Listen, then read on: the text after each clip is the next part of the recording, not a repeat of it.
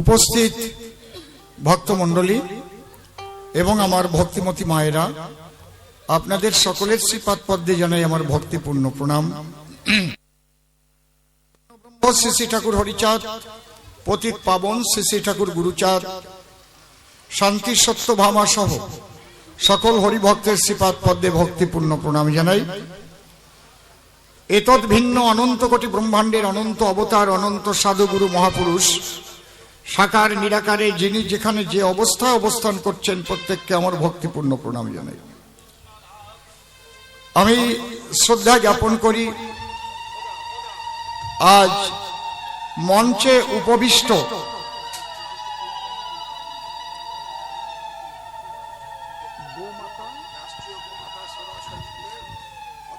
অন্তরাষ্ট্রীয় গোমাতা সেবা মহাসংঘের মূল যিনি অধ্যক্ষ, তিনি এখানে উপস্থিত রয়েছেন। আমি তাকে আমার শ্রদ্ধা জ্ঞাপন করি। তৎসঙ্গে রয়েছেন আমাদের পশ্চিমবঙ্গ এসসি মোর্চার সভাপতি, আমার শ্রদ্ধেয় দাদা দুলাল চন্দ্র বর মহাশয়, আমি শ্রদ্ধা জ্ঞাপন করছি। উপস্থিত রয়েছেন নীতিশ বিশ্বাস, আমাদের শ্রদ্ধেয় নীতিশ বিশ্বাস, পশ্চিমবঙ্গের প্রভারী। আমি সবাইকে ভক্তিপূর্ণ প্রণাম জানাই। আর এই মহান উৎসবের যিনি আজ বলতে গেলে কেন্দ্রবিন্দু এবং যার সমস্ত প্রচেষ্টায় এই মহা উৎসব অনুষ্ঠিত হচ্ছে, আমাদের সকলের প্রিয় তপন বিশ্বাস মহাশয়, আমি তাকে জোর করে হাততালি। আমি অনুরোধ করব তপন বিশ্বাস মহাশয়কে রাষ্ট্রীয় পুরস্কার প্রাপ্ত কবি শিল্পী সম্রাট অসীম সরকার মহাশয়কে ব্যাজ পরিয়ে তাকে সম্বর্ধনা করুক এবং রাষ্ট্রীয় গোমাতার ওড়না পরিয়ে সম্মান করুক।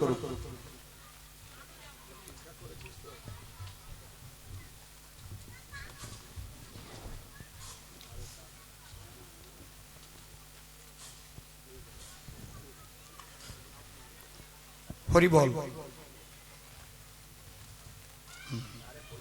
ঠিক আছে, পায়ে হাত দিয়ে প্রণাম করতে হবে না? হরি বল। নদিয়া জেলার এসসি মোর্চার সভাপতি অমিতেশ বসু মহাশয়কেও স্টেজে আসার অনুরোধ করব এবং বিশেষ অতিথি সঞ্জীবন বিশ্বাস মহাশয়কেও স্টেজে আসার অনুরোধ করব। চেয়ারগুলো আগে জোগাড় করে নিয়ে।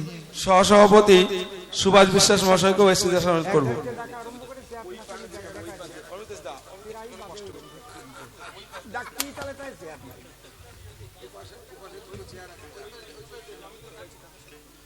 হরি বল। আমি শ্রদ্ধা জ্ঞাপন করি। আজ আমি একটা নূতন ধরনের উৎসবে এলাম। আমি জীবনে এখনো এই ধরনের উৎসবে অ্যাটেন্ড করিনি। হ্যাঁ, আমি মূলত ওই ভালোবাসায় ঢেকি গেলে একটা কথা আছে না, আমি আজকে ঢেকি গিলবার জন্য আইছি। ভালোবাসায় ঢেকি গেলে কি কন্যা আপনারা নাকি? হ্যাঁ, কিন্তু যার ভালোবাসায় আমার ঢেকি গিলাবে তিনি এখন এই জায়গায় পৌঁছান নাই। এইটাই হচ্ছে একটা দুঃখের বিষয়। কারণ দিল্লিতে থাকেন গৌরী ম্যাডাম, আমি ওনার সন্তানের মতো, উনি আমার মায়ের মতো। আমি মা বলেই ডাকি, উনি আমার বাবা বলেই ডাকেন। তা আমাকে দিন তিনেক আগে মা বললেন যে বাবা, এইরকম তপন একটা গোমাতা পূজার উৎসব করছে, তোমাকে আসতে হবে। আমার তো গান আছে পাঁচবেড়িয়া, ওখানে কলোনিতে মতুয়া সম্মেলন। তা না বাবা, 10 মিনিটের জন্য এলেও তোমার আসতে হবে, এটা আমার অর্ডার। মা যদি অর্ডার করে, সন্তান কি আর থাকতে পারে দূরে? আর তপন বাবু যে ধরে, অসীম সরকার আর কি করে? এখন আমি দরজায় এসে দেখি যে সব পদ্ম ফুলের পতাকা। ব্যাপারটা হলো কি, তারপরে এই জায়গায় সে দেখি ফাঁকা ফাঁকা, ওই জন্য আমি ঠিক পারলাম যদি মন পদ্মফুল হয় তবুও তো আছে একটু ভয় ভয়, আসতে ওর ভয় পাই, এদিক যদি ঠ্যাঙান দেয়। হাসার কথা না, আমি সরাসরি কথা কম মানুষ। আমি তো কয়ে দিছি ভোট দিবি যে জায়গা দিস কেনে, তৃণমূল ডাকলি এক তারিখে মিছিলি চলে যাবি, মিছিলি জম্বে যাওয়া যাবি একদম। তারপরে ছোট ঘরে যে যা করবি তোরা তা করবি, তোরা ঠেয়াবি নাকি না। আমি সোজাসুজি কথা কওয়া মানুষ বাবা, কারণ ভোটাধিকার হচ্ছে এটা আমাদের ভারতবর্ষের যার যার ব্যক্তিগত নাগরিকত্ব অধিকার না। এখন না গেলি যদি তোমার ঠ্যাঙান খাওয়ার বল থাকে ভয় থাকে, তুমি যাবা, তার অসুবিধা ডাক দিলি চলে যাবো, হরিবল হরিবল। এইটা হচ্ছে আসল কল। আমি দেখছিলাম যে বছর সিপিএম সরকার হেরে যায় সেই বছর ব্রিগেডে যত লোক হয়েছে জীবনেও অত লোক হয় নাই। ওরা আনন্দে এমন নাচা নাচিছে, তারপরে জম্বে যাওয়া গেছে। ওরা মনে মনে ভাবে তাই এত মানুষ আমরা পাই, আমাকে আর ভয় নাই। আমি ঠিক পেলাম এইবারই পসবে, কারণ এত মানুষ ভয়তে গেছে, তাহলে মার খাবে। এই যে ঘটনা, মার খাওয়ার ভয়, কেস, পুলিশের তো কিছু করার নাই। যদি ফোন করে বলে দেয় একটা কেস করতেই হবে, কিন্তু না করলি পুরুলিয়া পাঠাই দেবে যে কয়দিন টাইম আছে, যাও, জল পাবা না, কিচ্ছু পাবা না, ছেলে মেয়ের চোখ মুখ দেখতে পারবা না, ওই জায়গায় যে মরো গিয়ে। কি বিপদ! আমরা পুলিশের দোষ দেই, কিন্তু পুলিশের তো কেন কোনো দোষ নেই। তাদের হাতের পুতুল করে নাচানো হয়, যেভাবে নাচায় সেইভাবে নাচতে বাধ্য হয়। এই জিনিসটা বন্ধ হওয়া দরকার। প্রশাসনের ব্যক্তিগত অধিকার অনুপাতে তারা কাজ করতে যেতে পারে, আমি সমস্ত রাজনৈতিক নেতাদের কাছে সেইটা আমি নিবেদন করি, তারা যেন নিজের স্বাধীনভাবে চলতে পারে। তিনটে খুন করেছে, যার নামে কেস করেছে, ফোন আসলো, হ্যালো ওসি সাহেব, ওর খুব সমাজসেবী মানুষ, ওকে ছেড়ে দেন, ওর নামে এফআইআরটা করা যাবে না। কিছু করার নাই, হরিবল। এই জায়গা কেউ দাদু টাদু নাই, এই জায়গায় সবাই আমরা একই ঈশ্বরের সন্তান, হরিবল। এই জন্য আমার কথাবার্তা একটু খোলামেলা কথাবার্তা, আমি এইরকম বলি। আমারে কোন সময় করবে গুলি তারই বা ঠিক কি, আমার দুলাল দাদার পিছনে পিছনে তো গড়ে দেখছি একবারে স্টেন গানটা নিয়ে, আমাকে তো সব নাই খাই, হরিবল। তবে ওই গানের গুলি ফুরাই যাবে, কিন্তু অসীম সরকারের গানের গুলি মরে গেলেও ফুরাবে না, এটা জেনে রেখো। ওই গানের গুলি কয়টা, তাই না? কি কন আপনারা, কি কন? 9 ছক্কার মধ্যে 6টা, ওই 6টা করতে করতে পুরে গেলে আর নাই। কিন্তু অসীম সরকার যেদিন মরে যাবে তার গান সেদিনও গুলি ছুটতেই থাকবে, এই গানের গুলি কোনোদিনও বন্ধ হবে না, এটা আপনারা জেনে রাখবেন। এই জন্য আমি মরার ভয় পাই না, আর আমি কেউ খাতির করেও কথা কই না, এই যে আমার দোষ। আপনারা কি কন, সাথে আছেন তো? হরিবল। তপন বাবু আজকে যে অনুষ্ঠানের আয়োজন করেছে, আপনারা সবাই আশীর্বাদ করবেন, কারণ গোমাতার এই যে পূজা, আমাদের সনাতন ধর্মে আমরা গোমাতাকে পূজা করি। এই জায়গাটাই তো আমাদের একটা বিরাট দুঃখ, যে মায়ের আমরা পূজা করি আর সেই মাকে আবার অনেকে কেটে কেটে খেয়ে ফেলে। এইটা তো সহ্য করা যায় না। আমরা যাকে মা বলে পূজা করি, এইটার বাধা দিতে গেলেই অসুবিধা। তেমন দিন আসুক যে ভারতবর্ষে যেন কোনদিন আর একটা গোমাতাকে কেউ ধ্বংস করতে না পারে, তেমন দিনের অপেক্ষায় আমরা বসে থাকলাম। হরিবল। কি বলেন আপনারা, কি বলেন? আজকে কবি গান গাওয়া তো আমার আশা না, বুঝলেন না? আমার আসছি, 2-4 কথা বলবো, একটা গান গাইবো। গান গাওয়ার মধ্যে দিয়ে আমার 3টে পর্যন্ত এই জায়গা থাকার কথা, প্রায় 3টে বাজিয়ে গেছে। কারণ ওই জায়গার থেকে আমার 5টায় গান, ওই জায়গা তোমাকে যেতেই হবে। ধরো আমি একটা গান গাচ্ছি, গান গেয়ে আমি বাবা হরিচাঁদ গুরুচাঁদ কেন এসেছিলেন, আমরা গোমাতা পূজা কেন করি, তার সম্পর্কে কিছু কথা বলবো কবি গানের মধ্যে দিয়ে।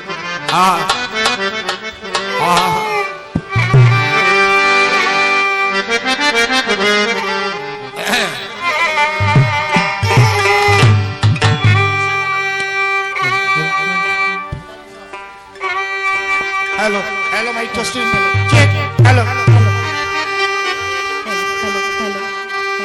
আমরা বাবা হরিচাঁদ গুরুচাঁদের প্রতিকৃতি যখন রেখেছি, তার ঘর পেয়েছি, তাহলে তাদের কথা তো আমাদের বলতেই হবে। আপনি যেখানেই যান না কেন, মতুয়াদের না হলে কিন্তু আসর ভরে না। ওই মতুয়া পাগলরা চুল ঢাকা দেয়, আনন্দ হয়। কি গোসাই হরি বল, জয় দাদু। আহা,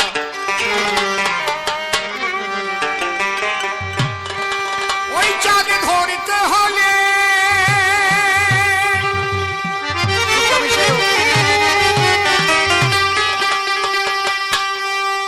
ওই চাঁদ ধরতে হলে চোখের জলে হবে হরি বলে কান্দিতে কান্দিতে। চাঁদের বাজার মিলেছে ভাই ওরা কান্দিতে, ওরে চাঁদের বাজার মিলেছে ভাই ওরা কান্দিতে।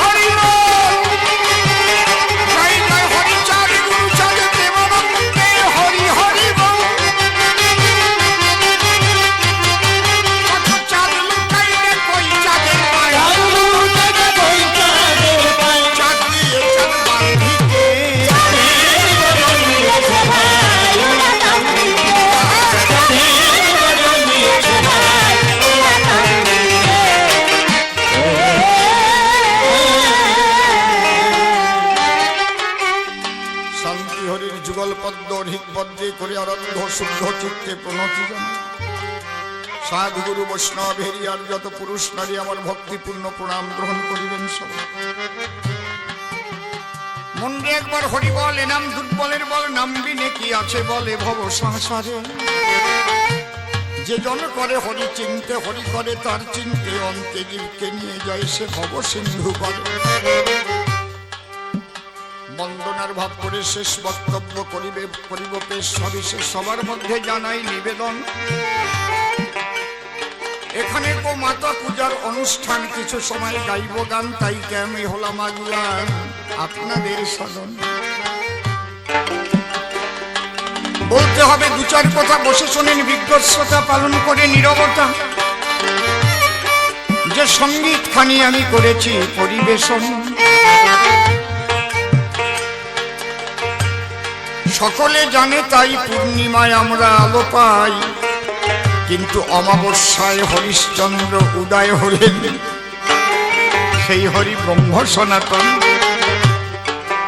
এই অমাবস্যা কেমন ছিল, অবস্থাটা বোঝা গেল। হরি গুরু চাঁদ এলো পিতা পিতৃ সম্পর্ক করিয়া ধারণ, যিনি ছিলেন কৈলাসবাসী, তিনি এবার ওরা কান্দি আসি হইলেন শ্রীহরির আদরের নন্দন।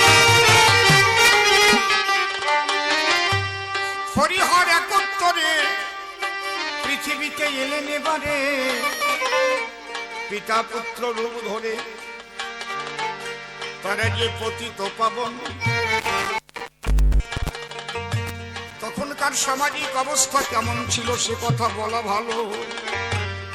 দলিত পতিত হয়েছিল সমাজের 85% জনগণ।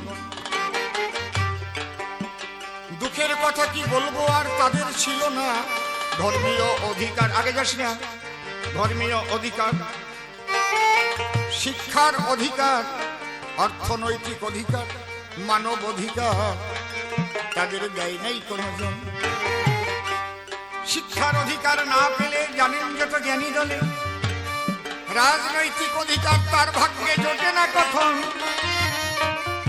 দাঁড়িয়ে বলি সবার সাক্ষাৎ। এই জন্য আমার হরি জগন্নাথ প্রথম হরিনাম করে বিতরণ। হরিনাম সুধা মাখা নামে কত জাদু, এতে পয়লা মন হয় হীরামন, তস্কর হয় সাধু। জামা কাপড় ময়লা হলে ধুয়ে লাগাও ইস্ত্রি, ঘর বাড়ি পুরানো হলে তাতে লাগাও মিস্ত্রি। মনের ময়লা যাবে কিসে ভেবে ছোটি তাই, একবার হরি নামের প্রেমের বন্যায় ভেসে যাও ভাই রে, দেখবে মনের ময়লা নাই। এমন মধুর হরি নামে যখন নয়নের ধারা নামে, তখন হৃদয়ে তাহার হয় সুনির্মল। ভক্তরা পায় কি আনন্দ, ওই যে মধুর প্রেমের ছন্দ, যার যার হৃদয়ে সে ভাব অনুভূত হয়। হরিচাঁদ ঠাকুর প্রথম হরিনাম নিয়ে হৃদয়টাকে পরিষ্কার করার চেষ্টা করলেন। হরিনাম নাও, তোমাদের ধর্মের অধিকার নাই, নারী পুরুষ একত্তরে হরি হরি বলো অধরে। এই যে এত সময় যে মন্ত্র পড়ে, এই মন্ত্রের অর্থ কয়জন বুঝতে পারে? আমি কোনো মন্ত্রের নিন্দা করছি না, কিন্তু হরিচাঁদ এসে বললেন তাই কোনো তন্ত্র মন্ত্রের দরকার নাই। প্রাণ ভরে করো হরি নাম সংকীর্তন, হরিবল।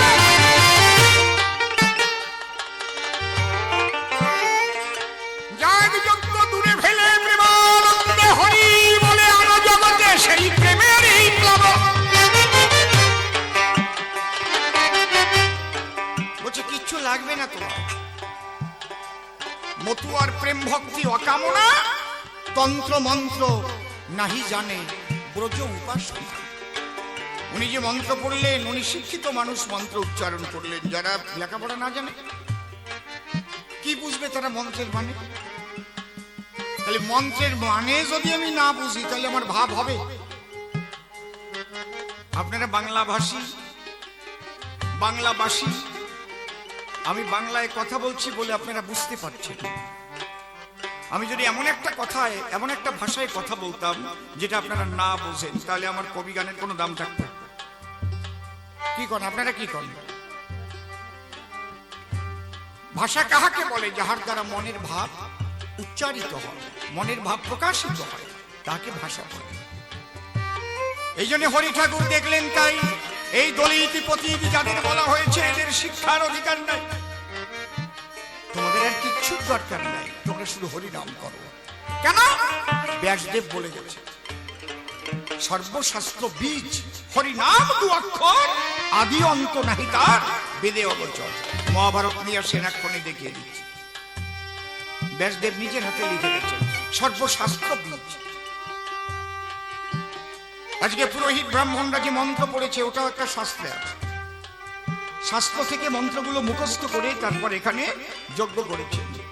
সমস্ত শাস্ত্রের বীজ হচ্ছে হরি। সর্বশাস্ত্র বীজ হরিনাম দু অক্ষর, আদি অন্ত নাহি তাহা, বেদে অগোচর। এই হরিভক্ত প্রথম কে ছিল? বলেন তো আপনারা, কে ছিল প্রথম মতুয়া বলেন তো? কেউ বলতে পারবেন? শিব। শিব হরিনাম ছাড়া কিছু করতো না। হরি হরি, সোনার কাশি ত্যাগ করে মনপ্রাণ এক করে হরিনাম করে করে শ্মশানে মশানে ঘুরত। মতুয়া কারো বাপের সম্পত্তি না, খালি হরিচাঁদের ভক্তরাই মতুয়া না। কৃষ্ণ ভক্ত মতুয়া হতে পারে, রাম ভক্ত মতুয়া হতে পারে, কালী ভক্ত মতুয়া হতে পারে। মেতে গেলে মতুয়া বলে তালে। দ্বিতীয় মতুয়া ছিল কে? বজরংবলী, হনুমান। এ হনুমান কি বার? রামবার। কোন তিথি? রাম তিথি। কোন নক্ষত্র? রাম নক্ষত্র। হনুমান এসব তন্ত্র মন্ত্র জানে না। রাম, এই জন্য রাম ভক্ত যারা তারা বলে বলে জয় শ্রীরাম, জয় শ্রীরাম। হনুমান রাম রাম রাম রাম রাম রাম করে হনুমানের ভক্তির প্লাবন এলো। বক্ষ চিরে রাম সীতারে দেখাইয়েছিল।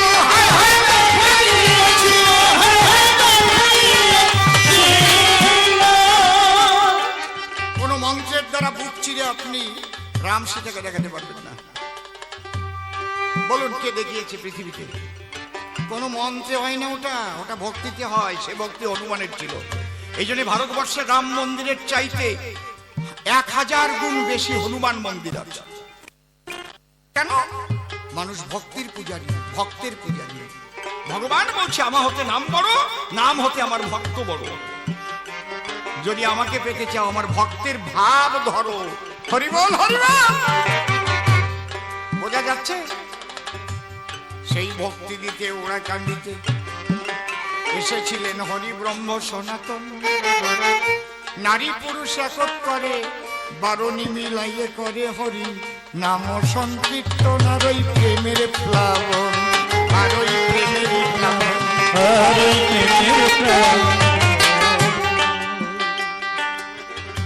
হরিনাম করলে কি হয় একটু করে দেখুন।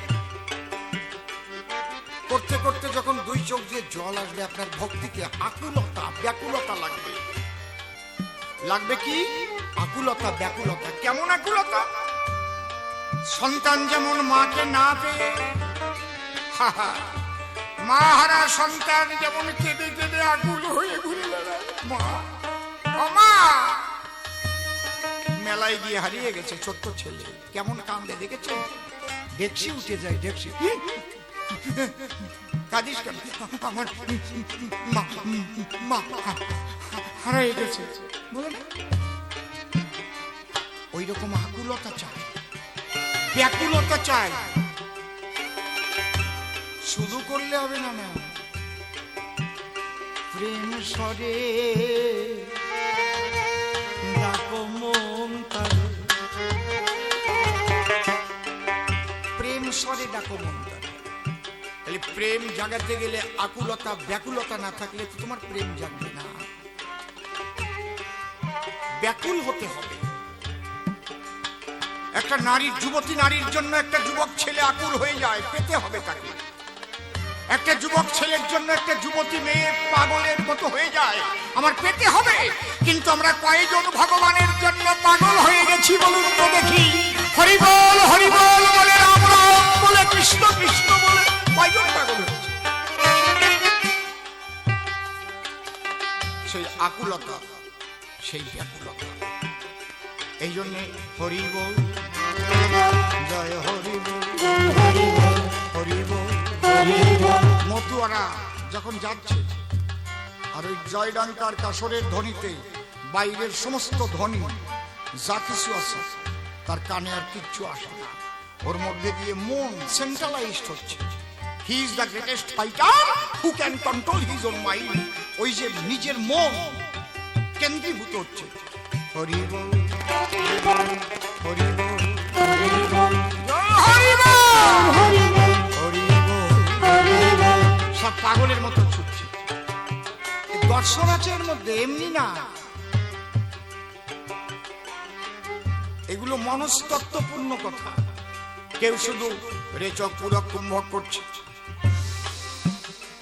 মনসংযমের জন্য। এই তুমি সামনে এসছো কেন?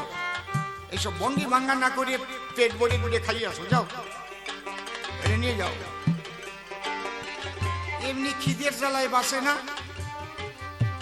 যা এগুলোকে ধরে ধরে ভালো করে পরিষ্কার করো, জামা কাপড় সব পরিষ্কার করে ভালো জামা প্যান্ট পরে খাবার দাও, খাবার দিয়ে তারপরে ভালো কাজে লাগাও। হরি বল। তাহলে হরিনাম একাগ্রতা, মানসিক একাগ্রতা খুব সহজে আনে। ধ্যান করে, কেউ ধ্যান করে, কেউ মালা জপে, হরে কৃষ্ণ কৃষ্ণ কৃষ্ণ হরে হরে। কিন্তু মনে রাখবেন, তন্ত্র মন্ত্রের দ্বারায়, মালা জপের দ্বারায়, যে চক্রুরব কুম্ভকের দ্বারায় প্রেম কোনোদিন হবে না। প্রেম হবে একমাত্র হরিনাম কৃষ্ণ নামে বিমলিত হয়ে গেলে, একগ্রতা আকুলতা নিয়ে ডাক। এই জন্য পাগল বিজয়ের গান আছে, যাগযজ্ঞ সব কর্মের বাঁধন, মরণে নামে না কাঁদো। পাগল বিজয় বলে ভজন সাধন, তার ব্রহ্ম হরিনাম। ভালো কথা ভালো করে শোনো, তাতে জীবনে কাজ হবে। যেটুক সময় আকুলতা নিয়ে তুমি হরিনাম করবে, তার ফল তুমি পাবে। তাহলে এটা হচ্ছে হরিচাঁদের একটা পাঠ। আমরা যে আলোচনা করছি হৃদয় মন পরিষ্কার করবার জন্য।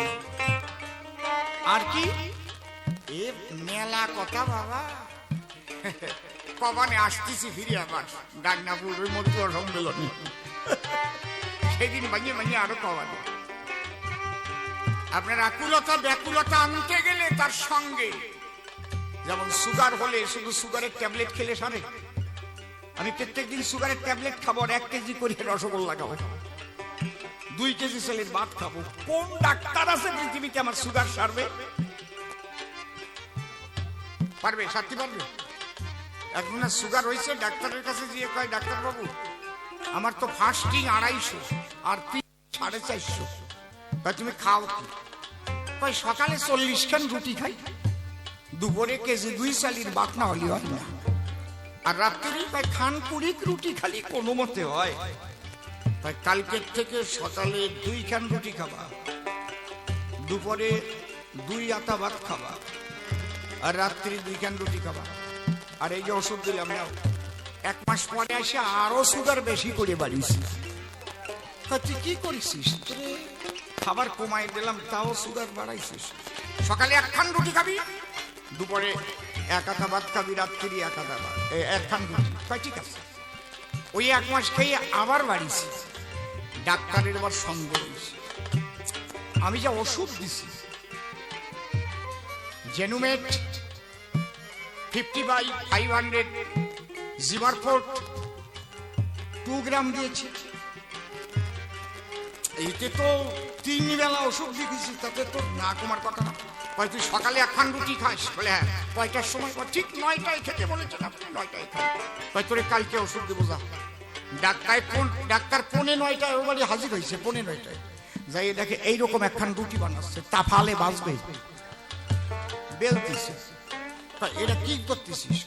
আপনি 1 খান রুটি খাতি কইছেন, ওই 40 খান রুটি বানাতে যে আটা লাগে তাই দিয়ে 1 খান বানাইছে। আর দুপুর বেলা কি করিস? বলে ওই যে 1 আতা ভাত, 2 কেজি চালের ভাত ধরে ওই আটারটা বানাই নিয়েছি অর্ডার দিয়ে। তুই করেছিস কি? আপনি আমার খানে কমাতে বলছেন, পরিমাণে কমাতে বলছেন। আমি খান কমাইছি, পরিমাণ কমাই নেই। সর্বে শুধু হরিনাম নিলে হবে না রে ভাই, এর সঙ্গে আছে অনুমান, দিয়ে গেছে হরিচাঁদ, সেগুলো মেনে চলা চাই।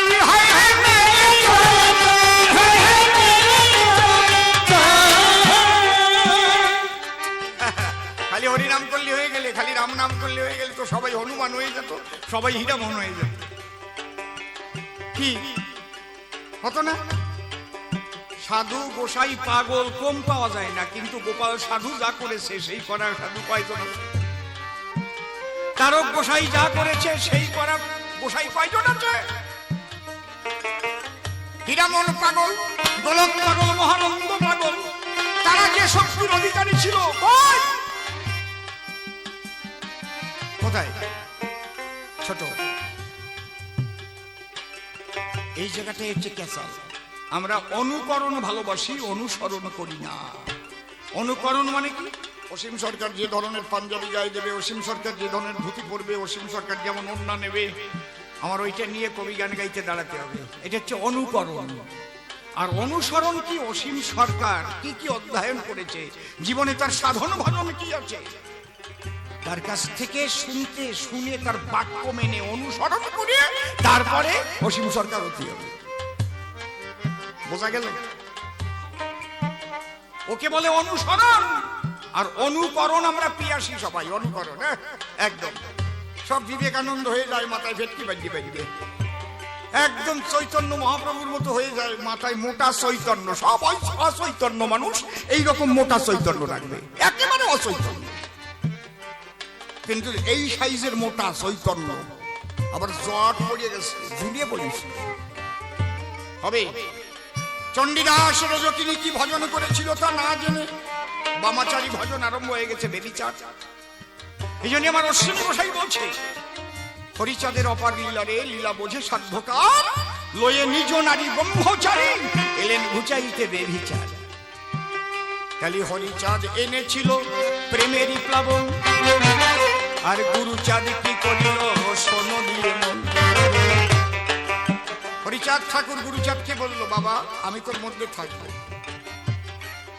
এই যে যাদের নিম্ন বর্ণ বলা হয়, পিছলে বর্গ বলা হয়, কেউ কিন্তু নিম্ন বর্ণ হয়ে জন্মায় না রে বাবা। বেদে কি লেখা আছে? জন্মে ন জয়তে শূদ্র সংস্কার দ্বিজোচ্যতে। শূদ্র মানে অজ্ঞান। দশবিধ সংস্কারে দ্বিজ হয়। বেদ ও পাঠেতে ভাবে বিপ্র। বেদ পাঠ করার অধিকারী হলে তার নাম হয় বিপ্র। বেদ পাঠ করা ব্রাহ্মণ পৈতনে অনেক আছে, বেদ পাঠ করতে পারবে না অনেকে। বেদের একটাও মন্ত্র, একটাও শ্লোক না, সব মন্ত্র। বেদ মন্ত্র উচ্চারণে ভুল হয়ে গেলে বিরাট ক্ষতি হয়ে যাবে। বেদ ও পাঠেত ভাবে বিপ্র। সর্ব বেদাঙ্গ না জানলে বেদ পাঠ করার অধিকার জন্মে না। ব্রহ্ম জানাতি সব ব্রাহ্মণ, সবার উপরে ব্রাহ্মণ। কেন? তিনি ব্রহ্মকে জানেন। আর যিনি ব্রহ্মকে জানেন তিনি একটা কৃমি কীটের মধ্যেও সেই একই ব্রহ্মকে দর্শন করেন। তার হৃদয়ে কোনো হিংসা থাকে না, তার কাছে সব একাকার হয়ে যায়।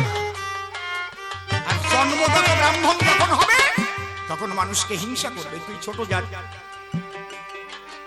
আর যখন প্রকৃত ব্রাহ্মণ হবে তার মধ্যে হিংসা থাকবে না, সবার মধ্যে একই সত্তা করে দর্শন। প্রকৃত ব্রাহ্মণের কাছে হয়ে যায় সকলই আপন, একাকার হয়ে যায়। বোঝা যাচ্ছে আমার কথাগুলো? পার্থক্যটা এখানে। জন্মগত কোনোদিন ব্রাহ্মণ ক্ষত্রিয় বৈশ্য শূদ্র হয় না। যদি কেউ লেখা দেখাতে পারে, আমি সেদিন থেকে কবি গান ছেড়ে দিয়ে ধ্যান চালিয়ে খাবো, কথা দিলাম। ভগবান শ্রীকৃষ্ণ বলছেন, চাতুর্বর্ণময়া সৃষ্টং গুণ কর্ম বিভাগেষু। চারটে বর্ণ আমি তৈরি করলাম গুণ এবং কর্ম অনুসারে। কোথাও লেখা নেই আমাদের শাস্ত্রের ভিতরে যে ব্রাহ্মণ কুলে জন্ম নিলেই সে ব্রাহ্মণ হতে পারে। তাহলে মুচির ছেলে ব্রাহ্মণ হতো না, বেশ্যার ছেলে ব্রাহ্মণ হতো না, একটা বেঙির গর্ভে জন্ম নিয়ে মান্ডব্য মুনি ব্রাহ্মণ হতো না। বশিষ্ঠ বেশ্যার পুত্র, মান্ডব্য মুনি মন্ডুকির গর্ভে জন্ম নিয়েছে। মন্ডুকি ব্যাঙের স্ত্রীলিঙ্গ, মন্ডুক, মন্ডুকি। এই জন্য মেডিকেল সায়েন্স নিয়ে পড়াতে গেলে ব্যাঙ কেটে শিখায়। কেন? শুশুয়া কাটে না, ইন্দুর কাটে না, বিড়াল কাটে না, বন বিড়াল কাটে না, খরগোশ কাটে না, ব্যাঙ কাটে কেন? কায়দা আছে, অত সোজা না। তাহলে এরা ঋষি হয়েছে, মুনি হয়েছে। বিশ্বামিত্র ছিল গাভীর অনন্দন, সাধনা করিয়া সে হইল ব্রাহ্মণ।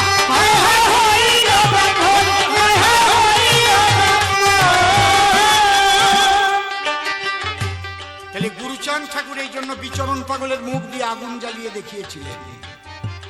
বিচরণ তাকে বলে ব্রাহ্মণ, আয় একটু আগুন জ্বালা, ফুটে।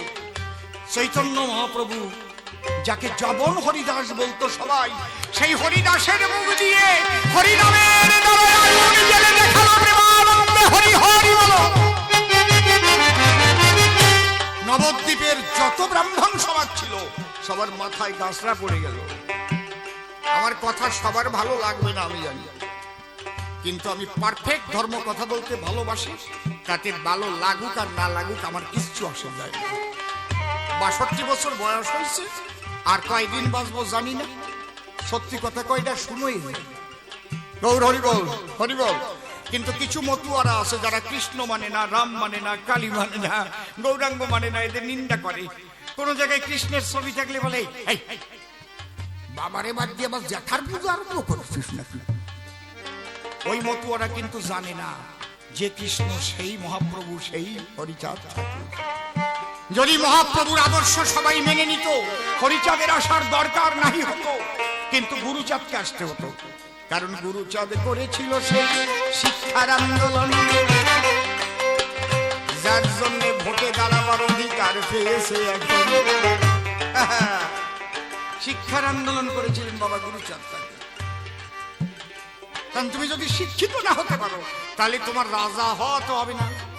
যে জাতির রাজা নাই সে জাতির তাজা না। পার্লামেন্ট আইন করেছে, কি আইন? যারা 1948 সালের 19শে জুলাইয়ের পরে পালিয়ে ভারতে এসেছে তারা ভারতের নাগরিকত্ব পাবে না, তারা অবৈধ অনুপ্রবেশকারী। কত সালে করেছে? 2003 সালে। সেই আইনটাকে পরিবর্তন করবার জন্য 19 সালে সিএ হয়েছে। বলছে না, 2014 সালের 31শে ডিসেম্বরের মধ্যে পালিয়ে হোক যেভাবে হোক যারা এসেছে তাদের আর ইল্লিগেল মাইগ্রেন্ট বলা হবে না। দেখেছেন ঘটনাটা কোথায়? শুধু শান্তনু ঠাকুর, জগন্নাথ সরকার, তাদের ধারালো বক্তব্য, এটা চাই আমরা। তাহলে গুরুচাঁদ যদি না আসতো যোগেন মন্ডলের জন্ম হতো না। যোগেন মন্ডল জন্ম নিত, কিন্তু যে যোগেন মন্ডল বাবা সাহেব আম্বেদকরকে গণপরিষদে যাওয়ার জন্য বাংলায় নিয়ে ভোটে দাঁড়িয়ে পাঠিয়েছিল, বাবা সাহেবের কোনো বান্ধব থাকতো কিনা আমি জানি না। তাহলে এরা কার ফসল? বাবা গুরুচাঁদের ফসল। এই জন্য বাবা সাহেব সংবিধানের মধ্যে সেই অধিকার তিনি দান করে গেছেন, প্রত্যেকটা মানুষের ভোটাধিকার। রাষ্ট্রপতির ভোটের অধিকারও যা, আমাদের ক্যাতরার মার ভোটের অধিকারও তাই।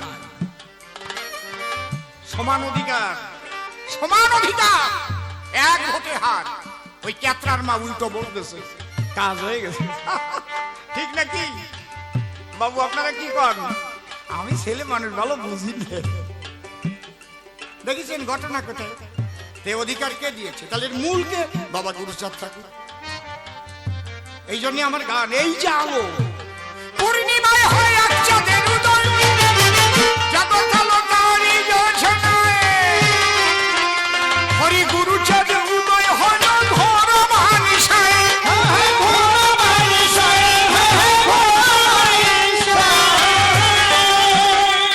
কত চাঁদ লুকাই দেখ ওই চাঁদের পায়ে, চাঁদ লুকাই দেখ ওই চাঁদের পায়ে, চাঁদ দিয়ে চাঁদ বাঁধিতে।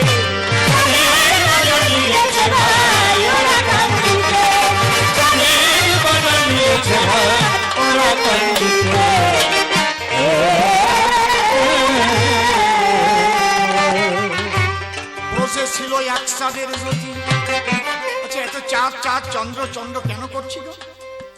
দেখবেন যত অবতার আছে তার নামের সাথে একটা চাঁদ বা চন্দ্র আছে। একটু ভাবিয়ে দেখছেন? রামচন্দ্র, কেউ রাম সূর্য বলে, কৃষ্ণচন্দ্র, গোরাচাঁদ, হরিচাঁদ, চাঁদ। সূর্যের আলোর প্রখরতা আছে, কিন্তু সূর্যের আলো চাঁদের উপরে যখন পড়ে, চাঁদের নিজস্ব কোনো আলো নেই। সেই মিষ্টি মধুর আলোতে দেখেন চাঁদের আলো নিয়ে সাহিত্য তৈরি হয়।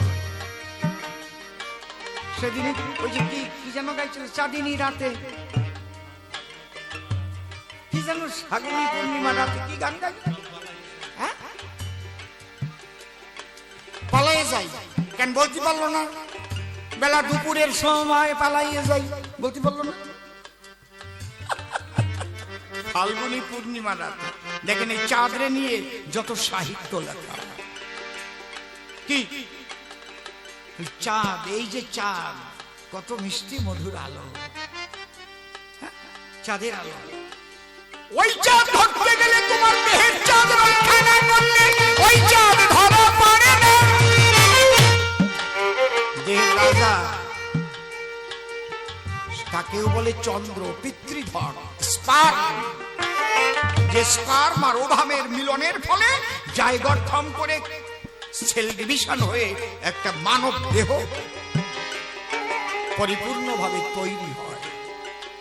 তুমি পিতৃগণ রক্ষা করবা না, কৃষ্ণ কবা, হরি কবা, রাম কবা, কোনো কাজ হইবে না বেডা। ওই স্নান ধরতে পারবে না। ব্রজে ছিল এক চাঁদের জ্যোতি, নবদ্বীপে যুগল মূরতি, কোটি চন্দ্র করে হরি চাঁদের আরতি। হরি চাঁদের আরতি,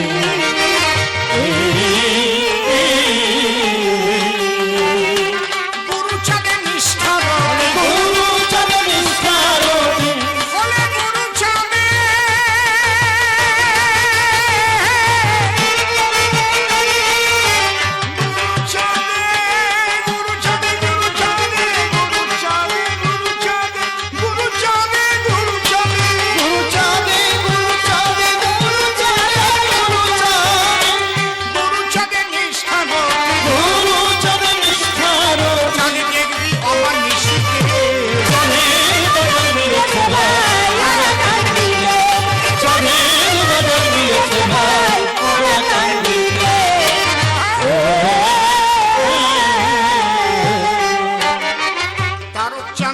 বলছে বারে বার, ওই বাজারে কার কার অধিকার, রাধা প্রেম জাগিলে যেতে বাধা নাহি তাহার।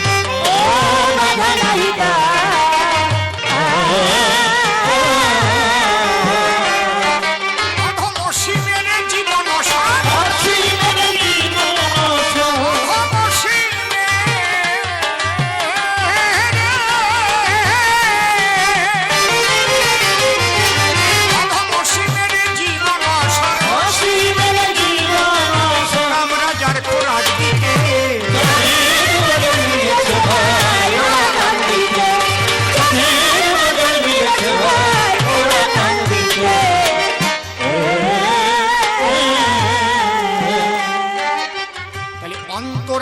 নির্মল করতে হরিনাম প্রয়োজন। আর গুরুচাঁদ করে গেছে শিক্ষানন্দ। এই যে ঐশ্বর্যর মাধুর্য একই সঙ্গে দিল, একবার হরিচাঁদ গুরুচাঁদ বিমানন্দে হরি হরি বলো।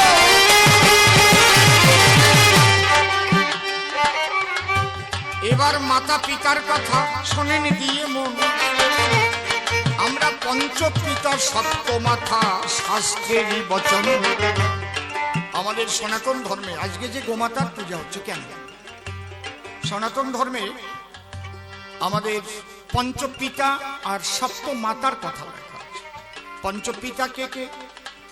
যিনি জন্মদাতা তিনি এক পিতা, আত্মবৈজায়ক পুত্র। আমার দেহ গঠন হয়েছে যার শুক্রাণু থেকে, তিনি আমার পিতা। তার দেহের অংশভূত আমার এই দেহ। এই জন্যে মাতা পিতার ঋণ না কিছু দিয়ে শোধ দেওয়া যায় না, কিছু দিয়ে না। কোন রকম ভাবে মাতা পিতার ঋণ কেউ শোধ দিতে পারে না।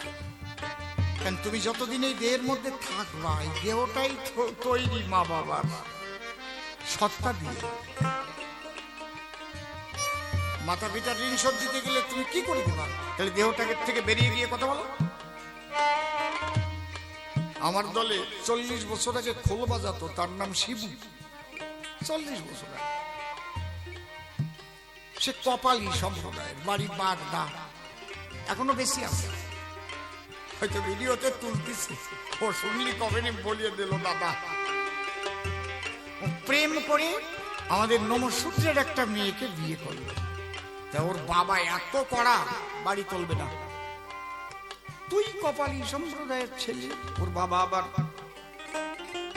বিকাশিত বৈষ্ণব, অনেক সম্পত্তি, ওই একটাই ছেলে শিবু, তোকে বাড়ি তুলব। আমারে বললো, দাদা তুমি একটু চলো আমার বাবারে বুঝাও তো। আমি গেলাম, গিয়ে বললাম, আপনি শিবুর বাবা, আমারও তো বাবা। তা করে ফেলেছে তো, প্রেম প্রীতি ভালোবাসায় তো এগুলো জাত মানে না, বর্ণ মানে না, প্রেম তো আত্মার জিনিস। একটু ক্ষমা করে, প্রেম আত্মার জিনিস। আচ্ছা ঠিক আছে, তোমরা বসে থাকো, ওনার কথা তুমি বসে থাকো, আমি ঘর থেকে আসি। প্রেম করিস তো ভালো করি, আমি দেখাচ্ছি, দাঁড়াও। বাবা ঘরে না যাইয়ে কোদাল বের করিয়ে নিয়েছে, এই যে বলছে তা প্রেম করবে আত্মা নিয়ে করুক। আমার আর ওর মার যেটুক দিয়ে তৈরি ওই দেহটা আমি এখন ভেঙে চুরমার করে ওটা ইঁদুরের গর্তের মধ্যে ভরিয়ে রাখবো, ওর আত্মা নিয়ে প্রেম করি বেড়াক। আল্লাহ। শিবু কয় তাড়াতাড়ি দৌড়ে সারেন, কোদালের বাড়ি খাইছি আজকে। আমিও দৌড়, শিবুও দৌড়। আত্মার জগতে প্রেম, আত্মা নিয়ে প্রেম করো, মা বাবার সত্তা নিয়ে তোমার আমি করতে দেবো না। বোঝা যাচ্ছে কি বিপদে পড়লাম রে বাবা। এই যে দৌড়, আইলো দৌড়, কাইলো দৌড়, এই বুড়োও দৌড়চ্ছে, বাড়ি হবে।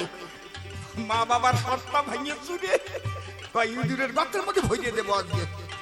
প্রেম করি বেড়াকে যা, আত্মা দিয়ে করি বেড়াকে। ও বাবা, মা বাবার ঋণ শোধ দিতে পারবা? কেউ পারবা?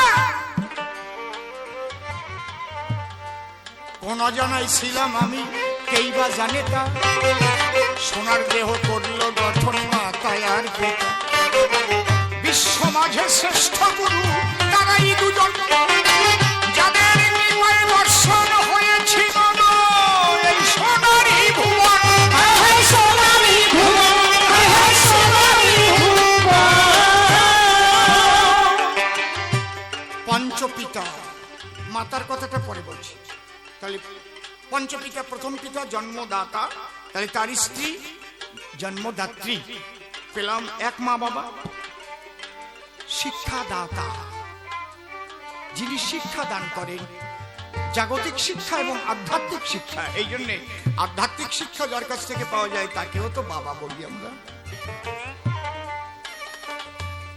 এইখানে একটা ব্যাপার, আজকে দেখছি ছাত্র পাত্ররা মাস্টার মশাইয়ের দাদা কয়, দাদা। মাস্টারকে দাদা বলা যায় না, স্যার বলা যায়, মহাশয় বলা যায়। আজকে আমি দেখি, আমি ভাবি যে কি বলে দাদা বলে ডাকে। যিনি শিক্ষাদাতা তিনিও এক পিতা, তার স্ত্রী মাতা। তাহলে কয়জন পেলাম আমরা? দুইজন। জন্মদাতা, শিক্ষাদাতা, অন্নদাতা। এই যে লকডাউনে খাবার দিয়ে বাঁচাইছে 5 কিলো করে চাই, মোদি পিতা। মমতা বন্দ্যোপাধ্যায়ের 2 কেজির দাম নেই নাই, তাই না? যেটা 60 টাকা দিয়ে কিনতাম তো আমরা, নাকি এখনো নেয় না? 60 টাকা তো 2 কেজির দাম তো 60 টাকা তো, নাকি নাকি 60 টাকা কোনটা? 60 টাকা। 60 টাকা যদি আমরা দেই তাহলে উনি বলতে পারবে না তো এমনি এমনি দিচ্ছি, তা বলতে পারবেন।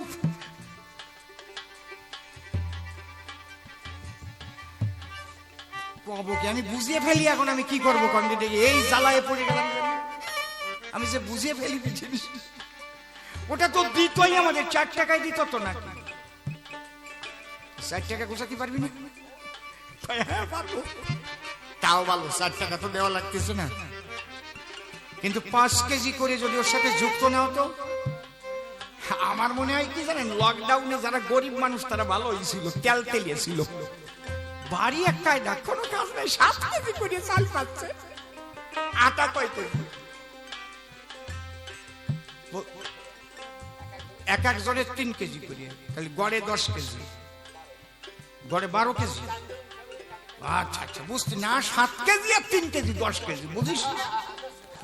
তাহলে 5 জনের সংসারই 50 কেজি হয়ে যাচ্ছে না? তার চেয়ে বেশি লাগে। আরো থাকতো ডাইনি, না হোকাই লাগে না, আরো ডাইনি থাকতো। তাহলে যিনি আমার ক্ষুধার সময় অন্নদাতা হয়, সে এক পিতায় আমার আমি প্রণাম জানাই। হায় হায় প্রণাম জানাই,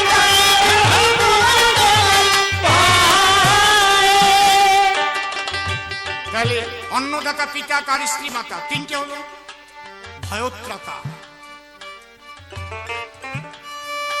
আপনি সুন্দরবনে গেলেন, বাঘের মুখে পড়ে গেলেন, মৃত্যু ভয়, আর বাঁচবো না। এই সময় কেউ এসে আপনাকে বাঁচিয়ে দিল, বাবা আপনি না থাকলে আমি আজকে বাঘের মুখে পড়তাম। ও এক পিতা ভয়ত্রাতা, তার স্ত্রী এক মা, তাহলে চারটে পেলাম। আর আশ্রয়দাতা, নিরাশ্রয়কে যে আশ্রয় দেয়। বুঝতে পারছিস? যখন পাকিস্তানে খান সেনারা যে গন্ডগোল হয়েছিল, আমি তো জানি না, আমি তখন ছিলাম, আমার বাড়ি ছিল রাঙাপানি নিজ ওই যে এনজিপির পাশে। এনজিপি রাঙাপানি, চটেরহাট, নিজবাড়ি, ধুমডাঙ্গি, করশলা, কাঞ্জিপাড়া, গাইশাল, গুঞ্জুরিয়া, কানকি, সূর্যকমু। আমি তখন আমের ব্যবসা করতাম মালদার থেকে আমার ঠাকুর দাদার সঙ্গে। কিন্তু দেখতাম ট্যাঙ্কগুলো যাচ্ছে ফাঁসি দেওয়া, বর্ডার হয়ে রাঙাপানি হয়েই ফাঁসি দেওয়া। সেই ট্যাঙ্ক সেন লাগানো। আর ওই খান সেনাদের গাড়ি ভরে ভরে নিয়ে আসতো। চেহারা কি বাবার বাবা! আমরা পাথর ছুটতাম, নকশাল আমাল তখন চারু মজুমদারের টাইমে জোর করে আমাদের নিয়ে যেত নকশালরা ওদের কাজ করার জন্য। না গেলে পিটাবে। বুঝতে পারছেন ব্যাপারটা? ওই টাইমে লাখ লাখ কোটি কোটি মানুষ ভারতবর্ষে এসেছে, আসে নাই হিন্দুরা? তখন যদি আশ্রয় না দিত, কি করতে চানরা? সোনার চানরা। তাহলে আশ্রয়দাতা এক পিতা, তার এক স্ত্রী মাতা, তাই পাঁচটা হলো। তাহলে পঞ্চপিতা আর পঞ্চমাতা পেলাম। আর দুটো এক্সট্রা মা আছে, গোমাতা আর ভারত মাতা, বসমাতা। বলো ভারত মাতা কি, বলো গো মাতা কি, ভারত মাতা কি, গো মাতা কি, পঞ্চপিতা কি, পঞ্চমাতা কি, সপ্ত মাতা কি। এই জন্য বলছে জননী জন্মভূমিষ্ঠ স্বর্গাদপি করি।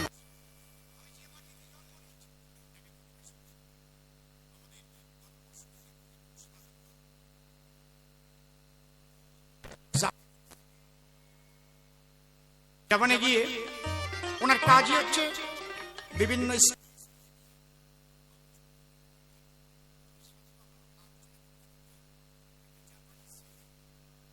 বাইরে পড়ে, তাকে বলছে আচ্ছা তুমি কোন ধর্মকে ভালোবাসো? বলে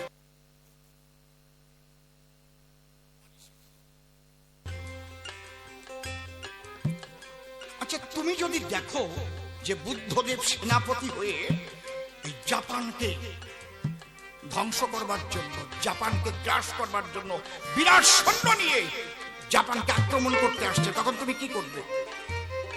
লিখেছে বইটায় যে ওই কথা শুনে ছেলেটার হাত কাঁপছে এইভাবে মুখ করে, বলছে যতই আমার ইষ্ট হোক, আমার দেশকে যদি কেউ ধ্বংস করতে চায় আমি তাকে ধ্বংস করব। জননী জন্মভূমিষ্ঠ স্বর্গাদপি গরিয়সী। তাহলে আমার ভারতবর্ষের উপরে তুমি বম্বিং করবে, আমার ভারতবর্ষকে ধ্বংস করবার জন্য আইএসআই গুপ্তচর পাঠাবে, আমার ভারতের সেনারা তারা নিরস্ত্র অবস্থায় তাদের ডেকে নিয়ে মিটিং করতে গিয়ে পিটিয়ে মারবে, আমার ভারতের এক তিল মাটি আমরা ছাড়বো না। বলো ভারত মাতা কি! ভারতবর্ষে বাস করে তুমি ভারতের বিরোধিতা করবে? পাকিস্তান ক্রিকেট খেলায় জিতে গেলে তুমি বাজি ফাটাবে, তাহলে তুমি ভারত মাতার সন্তান না, তুমি জারদ সন্তান। তাহলে ভারতের অপমান হলে যার অপমান হয় না সে জারদ সন্তান। আগে তুমি ভারত মাতার সন্তান বলে স্বীকার করো। তুমি হিন্দু আছো কি মুসলিম আছো কি খ্রিস্টান আছো ও हम नहीं जानता है, पहले बोलो हम भारत माता का संतान है। बोलो भारत माता की জোরে জোরে বলো, বলো ভারত মাতা কি। তাহলে ভারত মাকে রক্ষা করবার জন্য আমাদের জেগে উঠতে হবে। একটা হচ্ছে গোমাতা। কেন? একটা বাচ্চা শিশু জন্ম নিয়ে তার যদি মা মারা যায়, তখন গরুর দুধ খাওয়াইয়ে তারে বাঁচাইয়ে রাখা হয়। আগে তো ল্যাকটোজেনও ছিল না, আমুল স্প্রেও ছিল না, ছিল নাকি? নাকি কি কন আপনারা? কি কন? বাতের ধ্যান মার মার একটু নারিয়েন গান নাকি, আর গরুর দুধ সকল পুষ্টি আছে ওই দুধের ভিতরে। যে গোমাতায় আমাদের সেই দুগ্ধ দান করে, আমরা তার অপমান মানব কেন বলো দেখি? তাই তাই তো গোমাতা পূজায় একবার জয় দেবে সবাই, হায় হায় জয় দেবে সবাই।